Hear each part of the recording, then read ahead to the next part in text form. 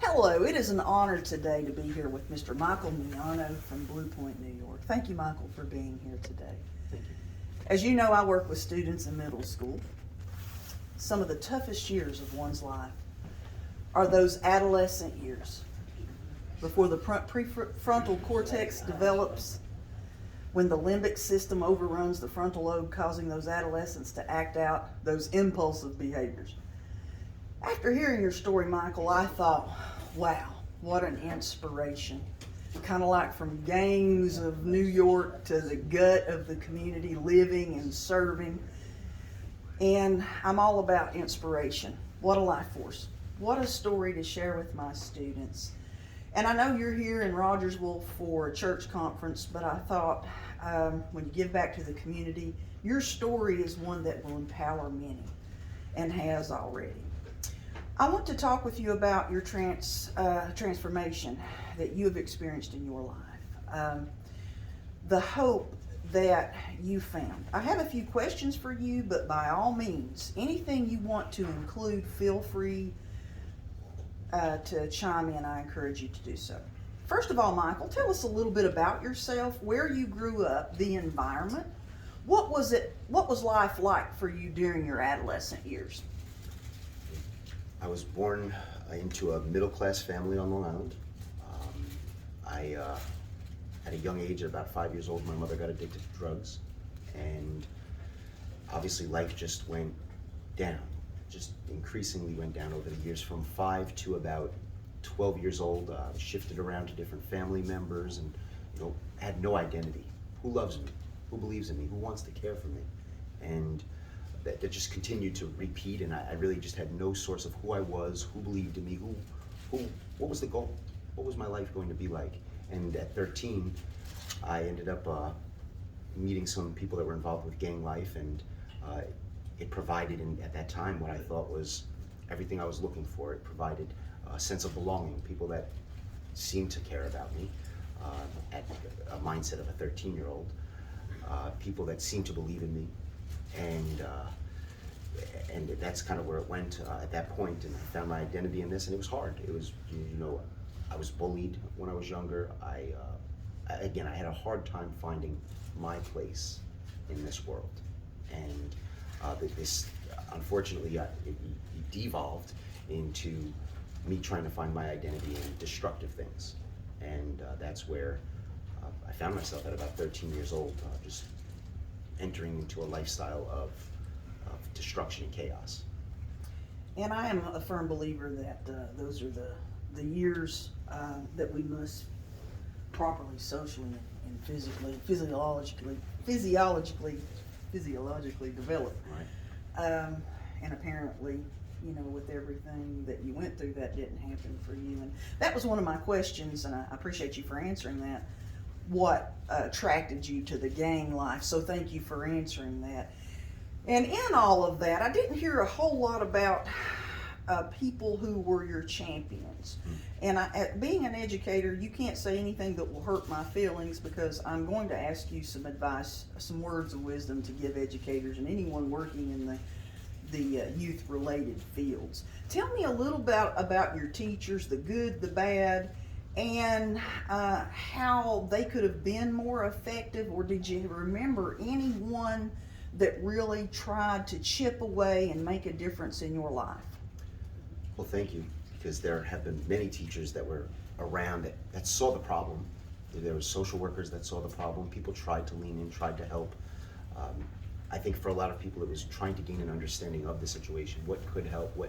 Let's say you would get yourself involved, but now you take the whole family apart. I think there were teachers that were worried about that. He has siblings, so if we get CPS or some sort of child protection involved in the situation, because people saw it, and I think we all know to, if you see something, say something. And people saw the problem, but I think the problem is not just educators, but everybody in society. Nobody knows, is it my place? Should I say something? And if I do, is it going to cause havoc? Is it going to ruin something? And I think a lot of it came from a place of fear for a lot of folks. So there were people that believed in me. There were teachers that tried to be that, well, for the 5 or 7 hours that we have him here, let's make him feel comfortable. Let's try to challenge him a bit. But unfortunately, a lot of it boiled down to when you get out of the classroom and you're around your peers. I didn't have encouragement there because I didn't have family, so I didn't have a, you'd hear young kids talking about, my peers talking about their mom and dad, or their family member, or their clothing, or going school shopping, things that I never had. So I couldn't find my place with my peers. So it was great to have some adults that saw the problem, didn't know what to do. And again, I think the important thing, I want to repeat it again, if you see something, say something. Speak up, do something. And so there were people, but I think a lot of it came from a place of fear of, what if we don't do the right thing? What if we make the situation worse? And if a situation is bad and it's already leading to a place of chaos, why not get involved and do something and break that problem? One thing I will say is I wish teachers would have pushed a little harder and would have got some of those outside services that might have helped my family, that may have intervened involved. So some great influences, but also I think a lot of it is confusion, and there's a place for that as a teacher and an educator. I don't want to put too much, I don't want to overbear the educators of our society, that they have to be social workers, counselors, networkers and everything else. But at the same time, if you see something, say something, and do the very best you can in involving outside influence into a situation that seems like it's going to lead to destruction. I think you hit the nail on the head. We can't solve, as educators, we can't solve everyone's problems. We can't fix the world, but like you said, we can make a little bit of a difference. And I think you hit something even more important, that the child needs the champions at home and the balance of those at school. And when you have all of that, and it might not keep you out of that criminal life. I mean, people make mistakes. We're mischievous sometimes.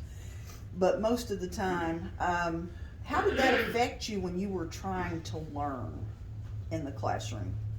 Well, you would imagine there was a lot of times social workers would say, does he have learning disabilities? I was very distracted. Obviously, I didn't have, I was left back at an early age in third grade due to the fact that not so much my intellectual ability, but the fact that I didn't come to school with anything. I didn't have pencils, I didn't have notebooks, I didn't have clothing, I didn't have clean clothing, I didn't have a shower.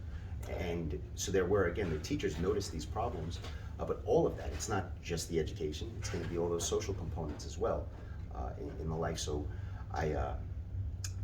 again, I think it's important for all of those areas to be there, and the teachers did a great job, I think, in the regards to when I'm in the school and I'm there, and they were trying to empower me and help me to the best of my ability, which I know you've been believing in some folks, so I want to thank you as well for doing that as well. I think that's the best we can do in that regard.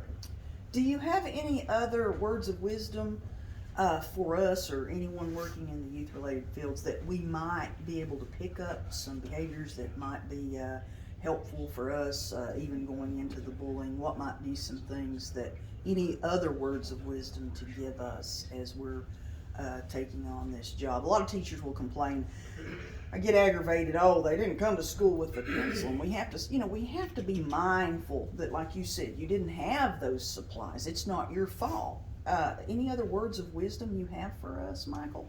Yes, and as you know, I said this to you. Some people ask me, well, what was the advantage in my life that other people didn't have? Why did I make it and other people didn't? I have a lot of friends, unfortunately, that have never made it out, are still there, stuck in this lifestyle. And for me, it was the amount of people that believed in me. People just coming up and supporting me the best way they can. I have a phrase I always say to people when they say, what should we do? I think we all want to save the world. I want to save the world. I want to do everything I can to help somebody. And the best we can do is do the next right thing. You see something wrong, do the next right thing. Do what you can to help that situation to the best of your ability. If you're an educator, educate, support, encourage. If you're a social worker, get involved in the social situation, figure out what's wrong there. And I think networking across the board, in my life, what saved me was a safety net of variety of different ways that people came together, whether it was encouragers on a personal level, whether it was family members, whether it was teachers and educators, a variety of different people coming together to help me.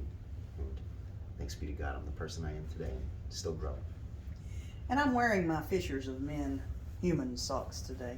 And I know you do an excellent job to empower people through your church ministry. And I'm going to place that in a metaphorical sense of engaging students, catching their interest in the classroom when they are struggling, exhibiting unwelcome behaviors, and like we talked earlier, and you touched on a lot of that. reaching those students. So if you could sum it up, the most powerful quote, the most powerful statement that would help us in one statement, could you do that? And that may be too much to ask on the spot. I got one. Margaret Mead, she said, never doubt that a group of thoughtful, committed people can change the world, because indeed it is the only thing that ever has. Oh, hallelujah.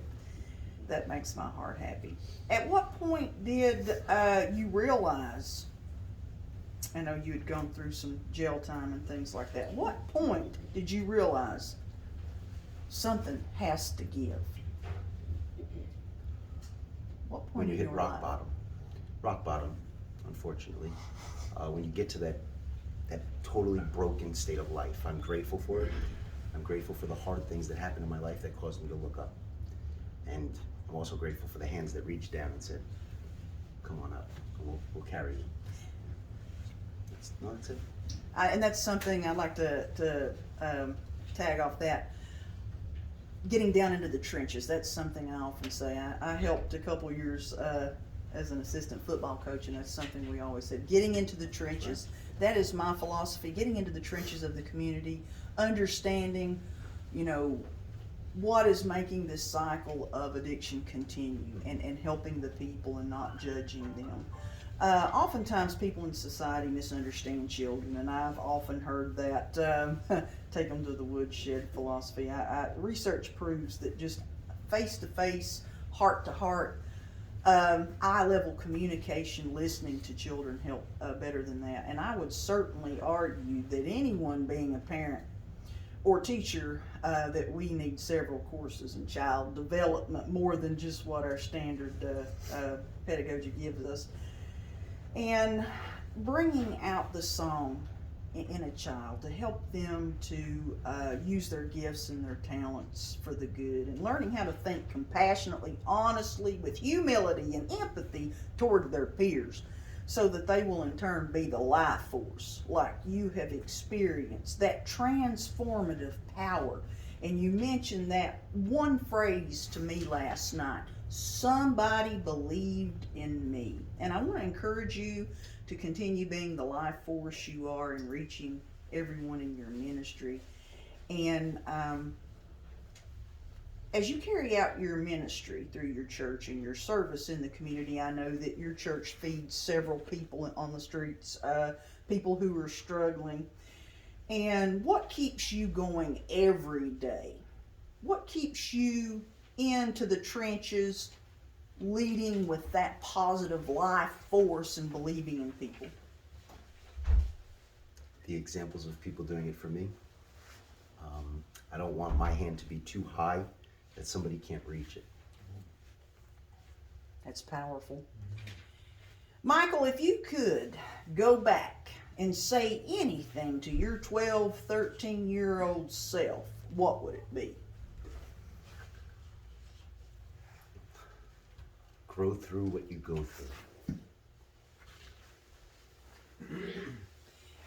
If you could go back and say anything to your struggling mother at that time, what would you say to her?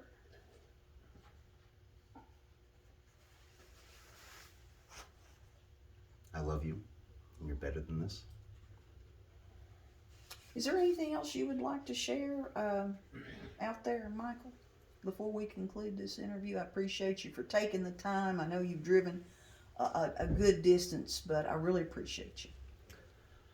I think we all just need a whole lot of grace. And I think if we can just live with a way where we give grace to ourselves, we give ourselves opportunity to grow, recognize that the situation you're in at this very moment, it doesn't have to be like this forever. If I can grow through what I go through, and I wish I could tell you I've reached the pinnacle and I've stopped and I've ended up where I need to be. But I think we need to continue growing through what we're going through, and that would be my last words. Thank you. Thank you so much for joining us in Rogersville, Tennessee, Michael, and thank you for bringing that soul. We appreciate you. Signing out from Rogersville, Tennessee with Michael Miano.